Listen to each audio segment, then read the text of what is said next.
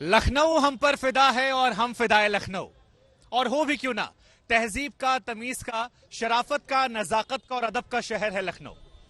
लेकिन ये लखनऊ यहां की चाय पर भी फिदा है। ये चाय जो इस वक्त आप देख रहे हैं हमारे हाथों में, ये चाय शर्मा जी की चाय है। और इस चाय के बाहर जो ये भीड़ है, ये दर्शाती है कि इस चाय से लखनऊ वालों को मोहब्बत कितनी ज्यादा है। तो हमें लगा जब ये चाय गर्मा गर्म है तो उत्तर प्रदेश की सियासत को अगर समझना है तो इस गर्मा गर्म चाय के साथ समझा जाए, क्योंकि सियासत भी गर्म हो गई है। और समझा किनसे जाए? उनसे समझा जाए जो दशकों से आपको ग्राउंड जीरो समझाते आए हैं। कुमार अभिषेक जी हमारे साथ हैं। लखनऊ की हर एक नफ्स को बारीकी से वो समझते हैं और समझाते रहे हैं, उनसे समझेंगे। हमारे साथ आशीष हैं और हमारे साथ सामर्थ्य जी भी हैं। और ये बंद मक्खन जो यहाँ पर आप देख रहे हैं, ये यहाँ बहुत फेमस है। लेकिन कहते हैं कि सियासत में नेता जो हैं, इस बार अभिषेक जी खूब मक्खन लगा रहे हैं। किसका मक्खन समझेगा, चलेगा, वो समझेंगे आपसे। लेकिन शुरुआत करने से पहले क्या कहें दर्शकों से, कुछ कहना चाहेंगे आप? देखिए, ये चुनाव है और चुनाव मुझे लगता है एक उत्सव होता है और जनता भी इसे उत्सव के तौर पे ही ले रही है। आप पूरे उत्तर प्रदेश में देख लें, ये माहौल बिल्कुल उत्सव जैसा है। कोई तनाव नहीं, कहीं कोई दंगे फसाद नहीं। हाँ, जरूर सियासत की गर्मी जरूर है और जनता इसे एंजॉय कर रही है। तो जैसे हम और आप चर्चा कर रहे हैं, वैसे हर चौक चौराहे पर, नुक्कड़ पे और ऐसे चाय की दुकान पर, ऐसे हर शहर में शर्मा की चाय आपको दिखेगी प्रतीकात्मक। और जहां इस वक्त यही चर्चा है कि जीत कौन रहा है। तो चलिए, आपको बता दें, चौथे फेज में जो वोटिंग होनी है उसमें कुछ ही घंटे बाकी हैं और 59 सीटों पर वोट डाले जाएंगे।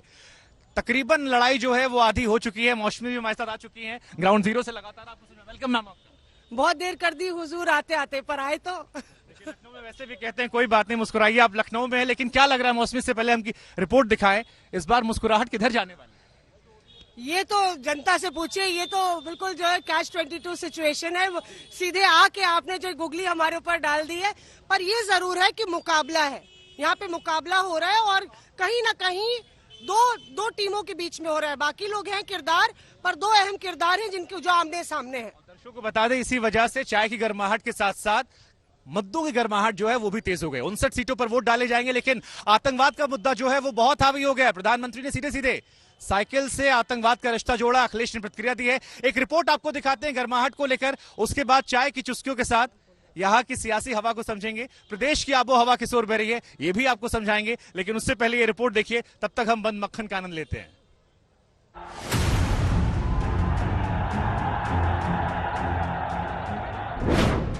वो सारे के सारे बम धमाके उन्होंने बम साइकिल पे रखे हुए थे।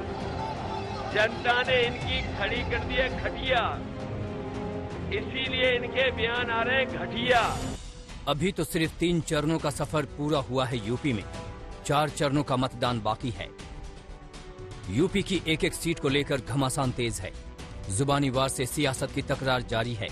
आने वाले चरणों के लिए बीजेपी ने आतंकवाद, दंगा, माफिया राज, गुंडागर्दी जैसे मुद्दों के चक्रव्यूह में समाजवादी पार्टी को फंसाने में कोई कसर नहीं छोड़ी। जब अखिलेश जी का निजाम था ना, तो यहाँ निजाम का राज चलता था। निजाम का मतलब क्या है भाई? एन से है नसीमुद्दीन, जोर से बोलो कौन? ई से है इमरान मसूद, कौन? ए से है आजम खान, कौन? और एम से है मुख्तार अंसारी। समाजवादी पार्टी और अखिलेश पर बीजेपी के हमले का ये एक्सटेंशन है। अभी 2 दिन पहले ही प्रधानमंत्री ने आतंकवाद से साइकिल के कनेक्शन के आरोप लगाए। पीएम के बयान के बाद मानो समाजवादी पार्टी पर बयानबाजी वाली सर्जिकल स्ट्राइक शुरू हो गई। साइकिल पे बम रखे हुए थे और जहां लोग सब्जी वगैरह खरीदने के लिए आते हैं, वहीं साइकिल पार्क करके चले गए थे। और एक समय चारों तरफ ये साइकिलों पर रखे हुए बम धमाके फूटे। मैं हैरान हूं, ये साइकिल को उन्होंने क्यों पसंद किया? मुख्यमंत्री योगी ने भी अखिलेश यादव पर आतंकवादी के पिता से संबंध होने के आरोप लगाए। अखिलेश ने भी पलटवार में देर नहीं लगाई। सपा समाजवादी पार्टी का हाथ आतंकवादियों के साथ, उनकी संवेदना आतंकवादियों के प्रति है। उनकी संवेदना गांव के लिए नहीं, गरीब के लिए नहीं, किसानों के लिए नहीं, नौजवानों के लिए नहीं, महिलाओं के लिए नहीं है। जिन नेताओं की भाषा बदली है, वो जनता का समर्थन नहीं पा रहे हैं। और इस बार जनता ने भारतीय जनता पार्टी की खटिया खड़ी कर दी है, इसीलिए इनके बयान घटिया आ रहे हैं। जनता ने इनकी खड़ी कर दी है खटिया, इसीलिए इनके बयान आ रहे हैं घटिया। यूपी में अब तक 3 चरणों के मतदान बीत चुके हैं। अब तक 3 चरणों में यूपी की 403 सीटों में 172 सीटों पर वोट पड़ चुके हैं। जैसे जैसे मतदान का दौर बीत रहा है, वैसे वैसे दावेदारी भी तेज होती जा रही है। ये भारतीय जनता पार्टी के लोग नहीं जान रहे कि इनके खिलाफ जनता में 440 करंट चल रहा है, वोल्ट का करंट। 100 भी पार नहीं कर पाएंगे अखिलेश जी। 7 चरणों के बाद 100 भी पार नहीं कर पाएंगे, फिर घर की ओर वापस आएंगे। चौथे चरण का मतदान 23 फरवरी को होना है। इन सब के बीच 5वें दौर और उससे आगे के चरणों के लिए प्रचार भी रफ्तार पकड़ चुका है। बाकी बचे चरणों में सियासत के उग्र तेवर से इनकार नहीं किया जा सकता। आज तक ब्यूरो। तो देखिए, सियासत का रंग जो है वो बड़ा अजीब होता है। जो सबसे बड़ा दोस्त होता है बाद में वही दुश्मन बन जाता है। उत्तर प्रदेश में ऐसा खूब देखने को मिला, खूब दल बदले गए हैं। तो मौसमी वैसे भी कहते हैं यूपी में कि पहले आप लखनऊ में। लेडीज फर्स्ट का शुरुआत करते हैं हम।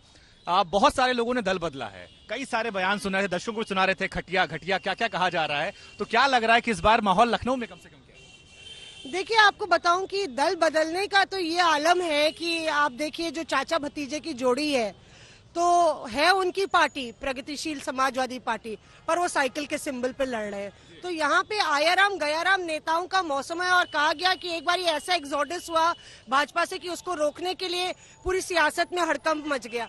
तो दिलचस्प ये होगा ये देखना होगा कि क्या एंटी इनकम्बेंसी काम करेगी उन विधायकों या उन नेताओं के खिलाफ जो दल बदल के दूसरी पार्टी से टिकट ले रहे हैं, क्योंकि टिकट कटे हैं और एंटी इनकम्बेंसी पे कटे हैं कि उन विधायकों का काम उस क्षेत्र में अच्छा नहीं था। कई लोगों ने दूसरी पार्टियों से टिकट लिए हैं। तो क्या जनता उनको उनके काम पे जज करेगी या पार्टी के सिंबल पे, ये देखना होगा। क्योंकि एक नेता एक जगह नालायक होता है और दूसरी जगह ही बहुत कर्मठ बन जाता है, सिंबल बदलते हैं। तो ये बड़ी बात है। ये अक्सर अभिषेक जी कहा जाता है कि देखिए कुछ पार्टियां ऐसी हैं जिनके पास ऐसा वॉशिंग पाउडर है कि डालते ही आदमी शुद्ध हो जाता है। तो इस बार कैसे देख रहे हैं आप इन दल बदलू नेताओं की अगर खासतौर पर बात की जाए? बीजेपी का वॉशिंग मशीन इस बार सबसे बड़ा है।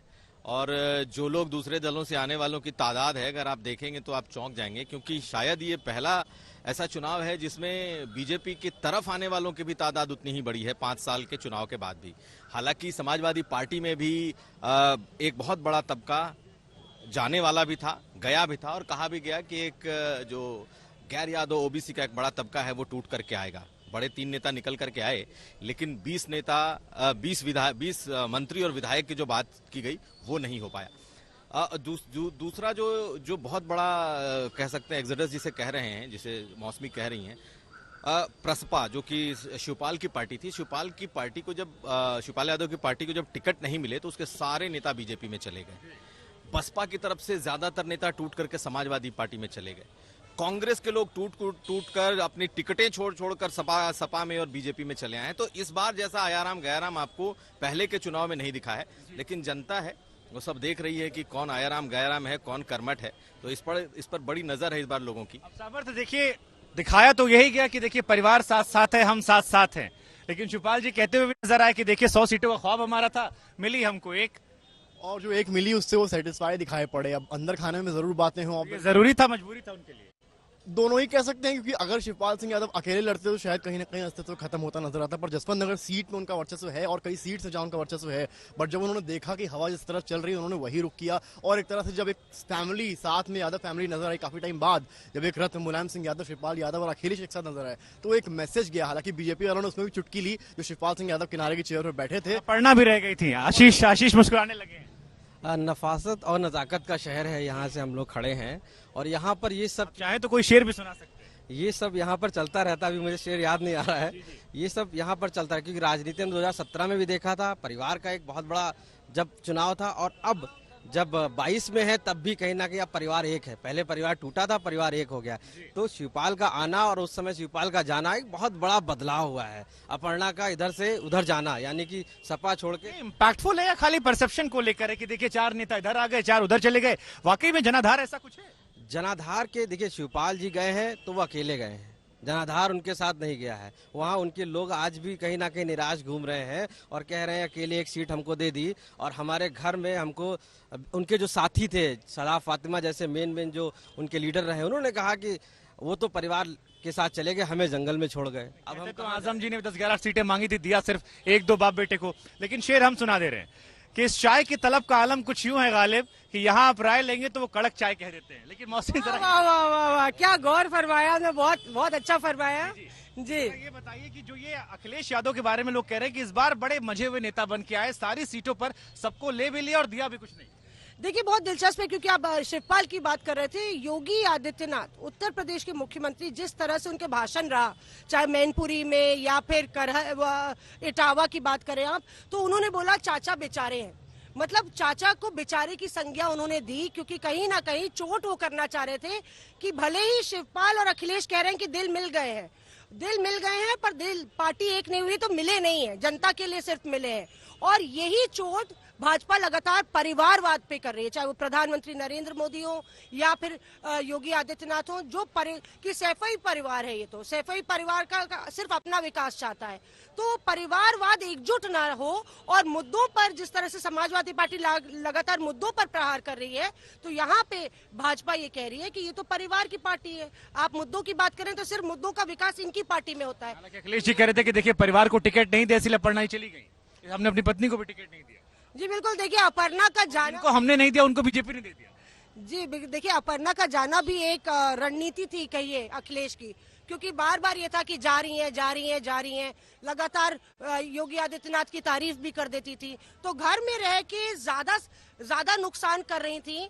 उनको लगा कि अगर, जैसे कि आप देखिए बाकी जो नेता गए हैं, उनका ये कहना है कि मेनका गांधी भी तो है, ये कह रहे कि उनके गांधी भी तो है भाजपा में, उनके जाने से दोनों खुश थे, सपा कि एक बारी के लिए हाँ खुश, दोनों लोग खुश थे। यहाँ की भी ठीक थी, यहाँ उधर रह के भी ठीक है, क्योंकि एक बारी नलिफाई हो गया वो मामला। अच्छा अभिषेक जी जरा ये समझाइए सर मुझे, आपकी 172 सीटों पर चुनाव हो गए हैं, अब जितनी यहाँ आवाम आपको देख रही है उसके मन में भी बार बार आके धीरे से पूछते हैं सर माहौल क्या है, क्योंकि दोनों तरफ से दावे ऐसे कि भाई हम ही जीत रहे, 300 ला रहे। ये माहौल किसी एक का बता पाना बड़ा मुश्किल है और मुझे लगता है कि कोई अगर बोल दे कि फलां का माहौल है तो मुझे लगता है थोड़ी ज्यादती हो जाएगी। लेकिन मैं एक चीज कह सकता हूं, क्योंकि चूंकि सारे फेज में हम लोग घूम रहे हैं, एक चीज है कि मुद्दे अपने अपने सबके हैं।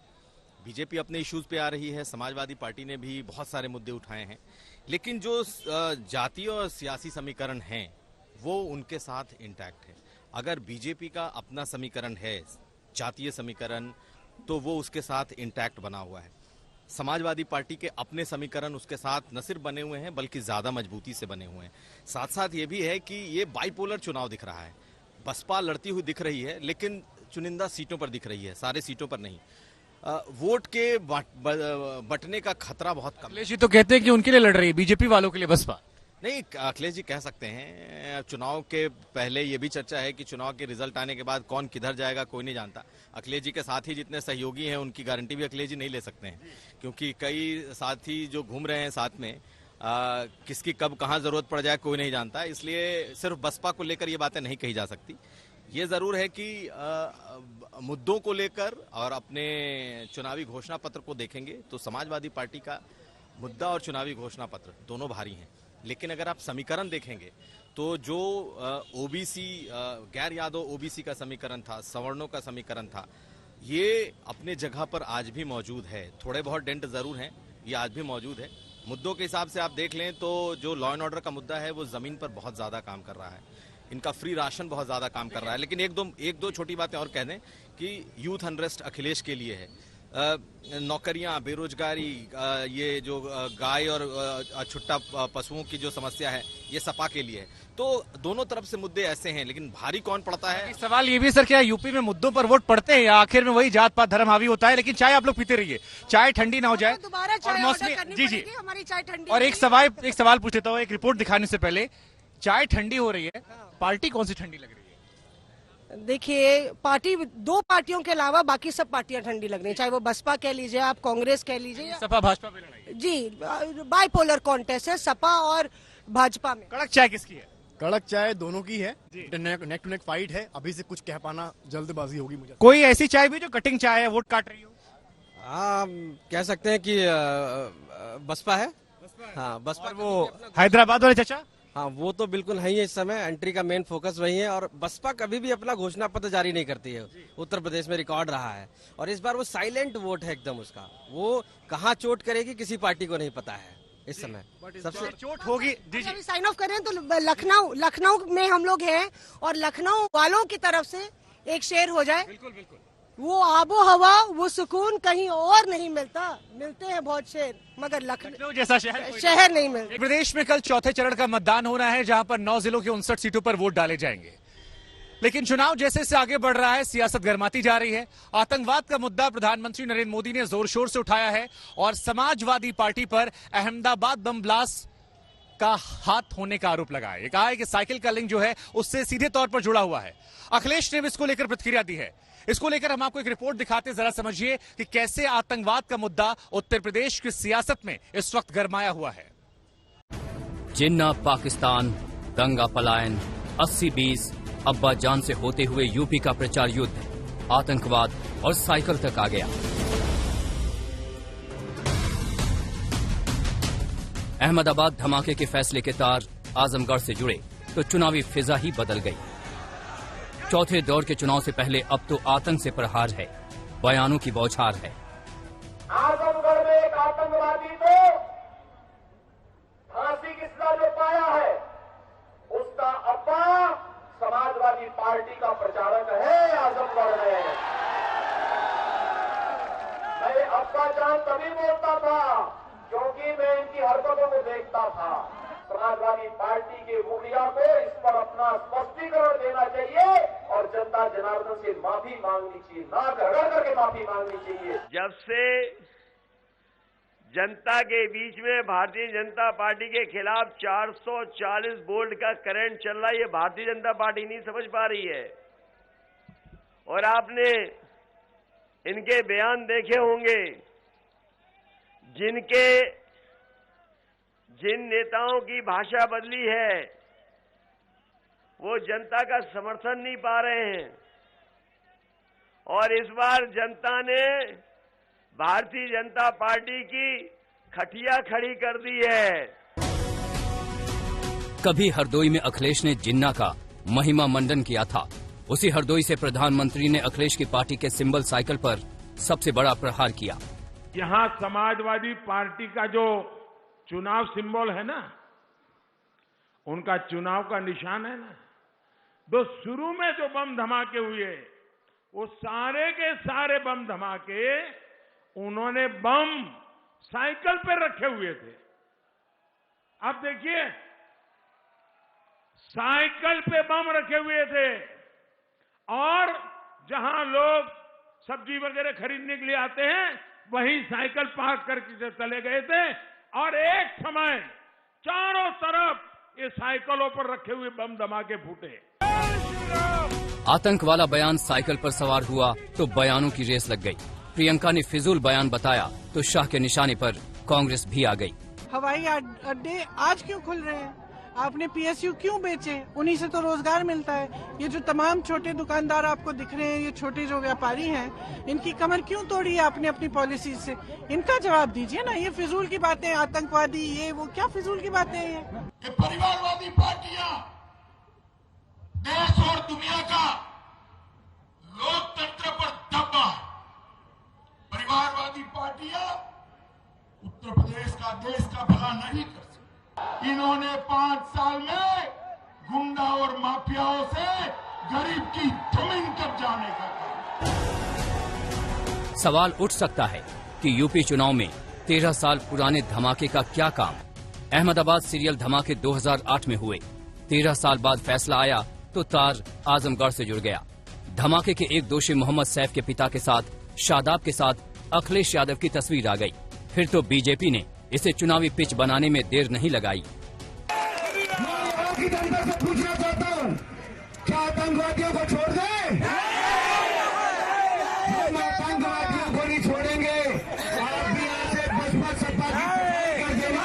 हमारी प्रदेश की माताओं बहनों ने तो इस कसम खा ली है कि कुछ भी हो जाए, जिन साइकिलों पर बैठ करके जगह जगह विस्फोट होते हैं, बमबाजी होती थी, उन साइकिलों को तो पंचर ही करके रहेंगे, उनको नहीं आएगा।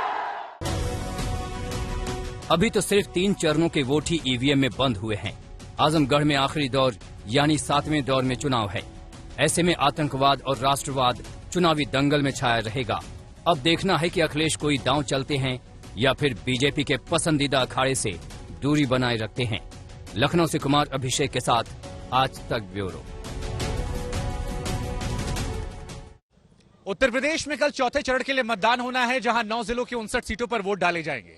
लेकिन पूरे प्रदेश की निगाहें राजधानी लखनऊ और रायबरेली पर होंगी, क्योंकि गांधी परिवार का वो दुर्ग है, एक ऐसा दुर्ग जिसको बचाने की साख उन पर होगी। और इसके साथ ही भाजपा चाहेगी कि सबसे बड़े दुर्ग में हमला करके सेंधमारी की जाए और प्रदेश में एक बड़ा संदेश और संकेत दिया जाए। मैं अब्बा जान तभी बोलता था क्योंकि मैं इनकी हरकतों को देखता था, और मैंने इसीलिए पहली बार कहा था पिछली बार भी। और अब हम भी उनको उसी नाम से बुलाएंगे। अभी तक तो हम बाबा मुख्यमंत्री बुला रहे थे, अब वो बाबा बुलडोजर वाले बाबा हो गए। 3 दौर खत्म हो गए, 4 अभी बाकी हैं। राउंड 4 में रोहिलखंड से लेकर तराई बेल्ट और अवध क्षेत्र के 9 जिलों की 59 सीटों पर मतदान है। लेकिन इससे पहले दावों की बौछार हो रही है। सभी अपनी अपनी जीत के दम भर रहे हैं। ये आजम खान कहाँ है आज? अरे जोर से बोलो, कहाँ है? अतीक अहमद कहाँ है? मुख्तार अंसारी कहाँ है? अब आपको तय करना है, उनको जेल में रखना है या बेल पर बाहर निकालना है। बताओ क्या करना है? क्या करना है? भाजपा के राज में कोई बाहुबली नहीं है, उत्तर प्रदेश में है तो बजरंग बली है। हम लोग बहुमत की सरकार बना रहे हैं और पहले दूसरे चरण में ही शतक लगा दिया है और तीसरे चौथे में दूसरा शतक लग जाएगा, और बाकी जितने चरण बचेंगे उसमें समाजवादी पार्टी और गठबंधन ऐतिहासिक जीत जीतने जा रही है। और जब ये चुनाव 5वें, 6ठे, 7वें चरण में पहुंचेगा तो आप देख लेना, भारतीय जनता पार्टी के बूथों पर भूत नाचेंगे। चौथा दौर निर्णायक है। इनमें लखीमपुर का वो इलाका भी है जहां किसानों को गाड़ी से कुचला गया था। राजधानी लखनऊ भी है, पूरी जंग यहीं पहुंचने की है। पीलीभीत, लखीमपुर खीरी, सीतापुर, हरदोई, लखनऊ, उन्नाव, रायबरेली, फतेहपुर और बांदा। इस फेज में लखनऊ और गांधी परिवार का गढ़ माने जाने वाली रायबरेली सीटें भी शामिल हैं, जिसके चलते ये सियासी तौर पर काफी अहम माना जा रहा है। चौथे चरण की जिन 59 सीटों पर 23 फरवरी को वोटिंग है, वहां 2017 में बीजेपी ने क्लीन स्वीप किया था। विपक्ष के खाते में नील बट्टा सन्नाटा था। आज तक ब्यूरो। ब्रेक के बाद एक बार फिर आपका स्वागत है। आप देख रहे हैं चुनाव गरम है। पहले हम बात कर रहे थे लखनऊ की, लेकिन मेरे 2 सहयोगी मेरे साथ और जुड़ गए, अशोक सिंघल और इधर अभिषेक मिश्रा। इनके पास हम जाएंगे और ये समझने की कोशिश करेंगे कि कौन है जो शायद इनकी तरह प्रोग्राम से थोड़ा सा पीछे रह गया था। सर, ये पॉलिटिकल पार्टी को लेकर सवाल मैं आपसे पूछूंगा कि कौन थोड़ा देर कर गया इस चुनावों में, या कोई ऐसा है जो थोड़ा पीछे तो नहीं रह गया। लेकिन उससे पहले दर्शकों को दिखाते हैं कि लखनऊ के अलावा वो 2 सीटें, एक रायबरेली जो गांधी परिवार का गढ़ है, और दूसरा वो लखीमपुर खीरी जहां पर किसानों पर गाड़ी चलाई गई थी। कितना ज्यादा इंपैक्ट उनका होने वाला और कितने अहम रहने वाले हैं ये इस चौथे फेज में, जब 59 सीटों पर कल मतदान होगा। ये रिपोर्ट देखिए, तुरंत वापस लौटते हैं। मैं अब्बा जान तभी बोलता था क्योंकि मैं इनकी हरकतों को देखता था, और मैंने इसीलिए पहली बार कहा था पिछली बार भी। और अब हम भी उनको उसी नाम से बुलाएंगे। अभी तक तो हम बाबा मुख्यमंत्री बुला रहे थे, अब वो बाबा बुलडोजर वाले बाबा हो गए। अब बारी चौथे चरण में 9 जिलों की 59 सीटों की है और इन सीटों पर चुनाव प्रचार अब थम चुका है। चौथे चरण में रोहिलखंड से लेकर तराई बेल्ट और अवध क्षेत्र के 9 जिलों से 624 उम्मीदवार मैदान में उतरे हैं। बुधवार यानी 23 फरवरी को वोटिंग है।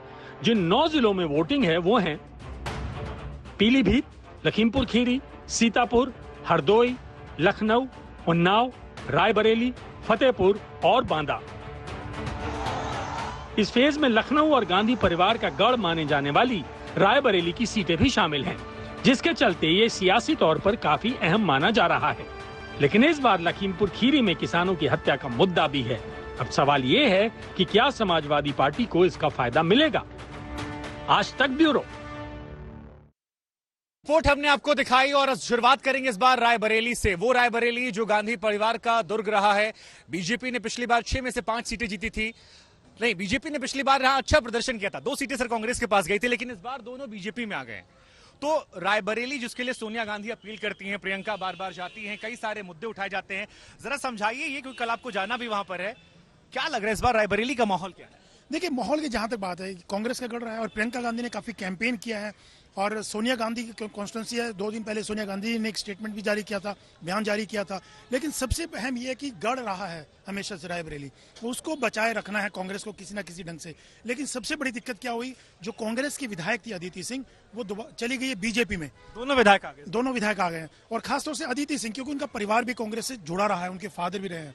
तो इस बार कांग्रेस की कोशिश यही है कि उस सीट को दोबारा से, जिसपे अदिति सिंह थी खासतौर से उस सीट पे, क्योंकि उनका परिवार जो है कांग्रेस ही रहा है, उसको बचाए रखना और दोनों जो सीटें थी उनको रिटेन करना। और इसके अलावा उनकी कोशिश ये कि एक सीट और आ जाए, एक्स्ट्रा उनको मिल जाए, ताकि ये दिखा सके कि जो कांग्रेस का गढ़ है अभी भी कांग्रेस का गढ़ है, उसमें कोई सेंध नहीं लगी है। दर्शकों को बता दें कि 6 में से दरअसल 5 सीटों पर वहां चुनाव होना है चौथे फेज में। एक सीट ऐसी जिसका चुनाव अगले फेज में होगा। सर, एक और एंगल है इस रायबरेली को लेकर। ठाकुरों का बड़ा वर्चस्व रहा है वहां पर, आधी से ज्यादा सीटें हर बार ले जाते हैं। पिछली बार भी 6 में से 3 सीटें ले गए थे। अदिति सिंह भी ठाकुर हैं, योगी आदित्यनाथ, क्योंकि जाति विशेष की बात होती है। उससे पहले नरेंद्र मोदी बहराइच में कुछ कह रहे हैं, हम आपको सुनवाते हैं, वापस लौटेंगे। लेकिन सबसे पहले चलते हैं प्रधानमंत्री नरेंद्र मोदी के पास, सुनते हैं बहराइच से वो क्या कुछ कह रहे हैं। जान आ जाएगी, आने देना है क्या? आने देना है क्या? भाइयों बहनों, ये जो समझ नहीं रहे हैं, अभी भी सुधरे नहीं है, अभी भी आखिरी सांस ले रहे हैं और बदले का भाव लेके बैठे हैं, उनको दोबारा खड़े नहीं होने देना है। साथियों, भाजपा सरकार के प्रयासों की वजह से अब उत्तर प्रदेश में डर का माहौल दूर हो रहा है और डर उनको लग रहा है जो दशकों तक निर्दोषों को डराते रहते थे, वो आज डर के मारे कांप रहे हैं। आपके लिए आगे बढ़ने के रास्ते खुल रहे हैं, नए रास्ते बन रहे हैं। आप बच्चे को अच्छी शिक्षा देना चाहते हैं, इसलिए भाजपा सरकार स्कूलों की स्थिति सुधार रही है।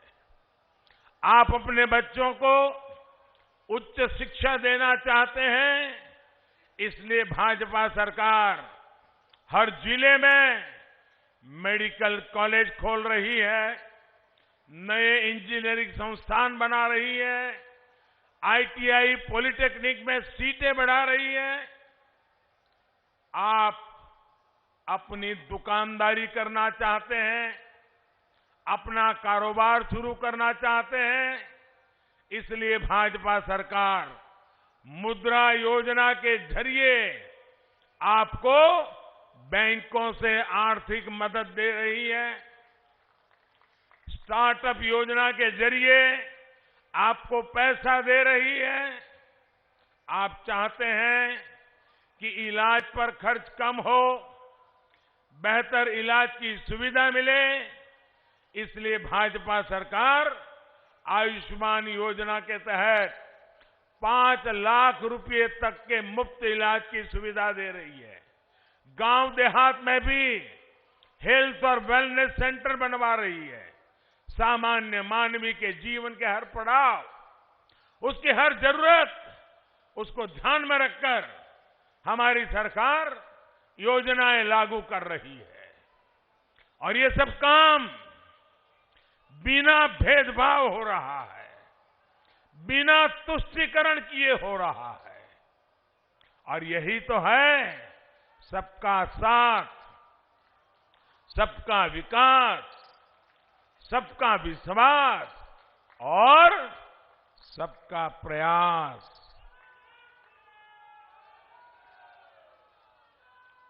मैं आपको एक उदाहरण देता हूं। साथियों, आप सभी को पता है कि गरीब के घर में अनहोनी हो जाए, कोई दुर्घटना हो जाए तो उस परिवार पर क्या बीतती है।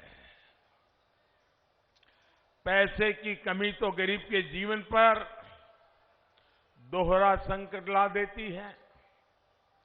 गरीब की इसी तकलीफ को समझते हुए हमारी सरकार ने प्रधानमंत्री जीवन ज्योति बीमा योजना और प्रधानमंत्री सुरक्षा बीमा योजना शुरू की थी।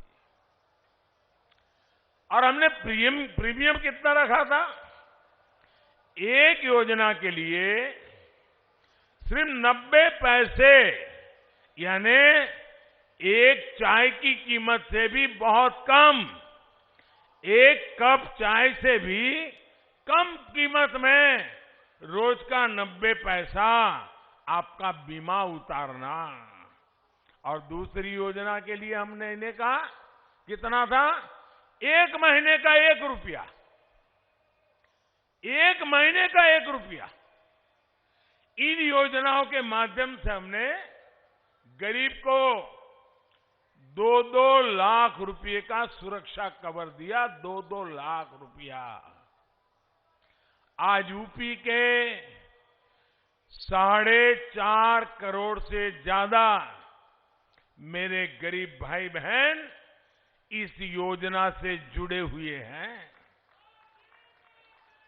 और आपको खुशी होगी, इस सुरक्षा की वजह से भी यूपी के गरीब परिवारों को बीते वर्षों में करीब 1000 करोड़ रुपए की मदद उनके खाते में सीधी पहुंची है।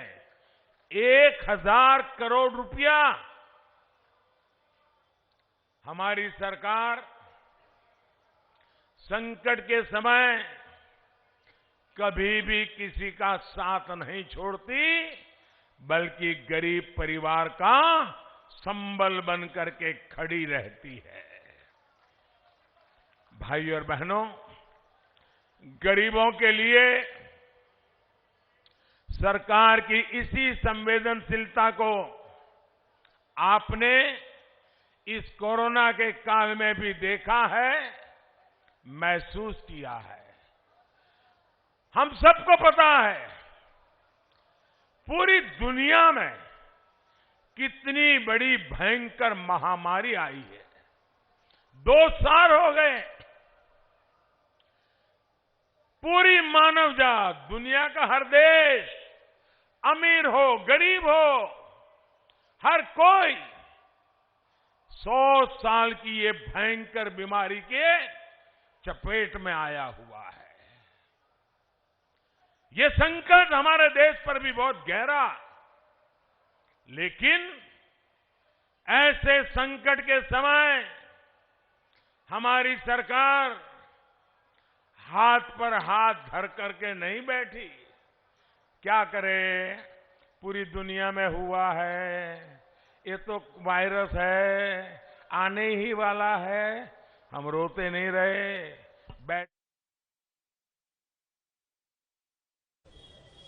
तो प्रधानमंत्री नरेंद्र मोदी अपने अंदाज में विपक्ष पर कटाक्ष करते हुए, और यहां पर चाय भले ठंडी हो गई हो, लेकिन ये बयानबाजी दर्शाती है कि जो चुनाव है वो गर्मा गर्म है। हमारी अपील आपसे यही है, कल आप वोट डालने जाइए, किसे डालते हैं वो आपका अधिकार है। लेकिन यहां लखनऊ से फिलहाल इतना ही। इजाजत दीजिए, नमस्कार।